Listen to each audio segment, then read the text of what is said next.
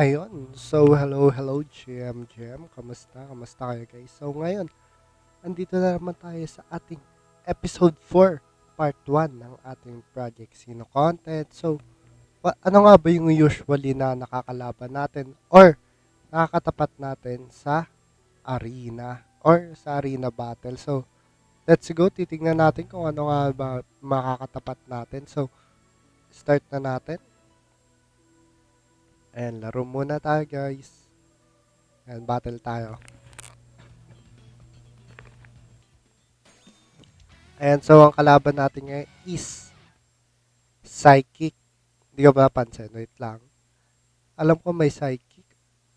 Di ko sure kung Grappler or Ninja. Pero sure ako may, ayun, Grappler and Breaker. So, ayan yung mga kalaban natin. So, usually, ang ginagawa lang namin, gagawa ko lang pag ako'y nauna is nagmamagnetic armor kagad ako. And, itong energy gain para ma-energy gain kagad natin sila. So, gumamit siya ng nakalap. Ayun, no, Aura Knuckle and isang Little Thunder galing kay Psychic. Pero ang gagawin natin ngayon is, tatry na natin mag-meditate ngayon. Then, gagamitin na natin to para mag-heal si tropa. And, siguro, Angel Heart kasi bawas na rin yung likod natin para umikot na din. Ayan. So, yung meditate guys is yung next turn ko is tataas lalo yung damage. So, kapag naabunot tayo dito ng samurai card is napakaganda na ito. Pero may dalawa tayong samurai card na sure na magagamit. So, ayun, hoping yun, napakaganda nga, napakaganda. So, gagamitin natin tong Void Trust and gagamit tayo ng Cruciform para matamaan yung nasa likod and itong Dragon Fang. Tatry na natin tong burst, I think, para hindi na yan matagal si tropa. Feel ko patay na siya. Ayun, nagsayang tayo ng 1 card pero okay lang yun.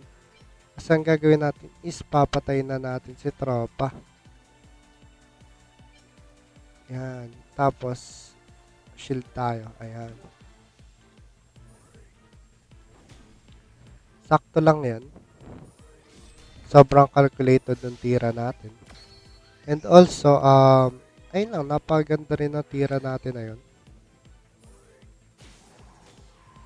Grabe, 440.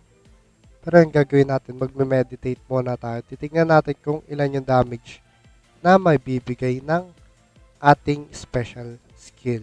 So, yan, magme-meditate lang tayo.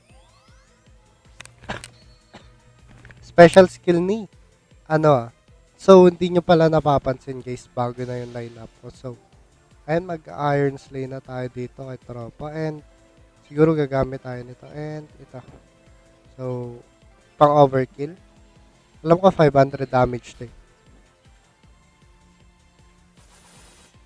Oh, 575. So, napakasakit nun guys. So, yun, nakita nga natin. Napakasakit nga nun. So, sana may napansin kayo.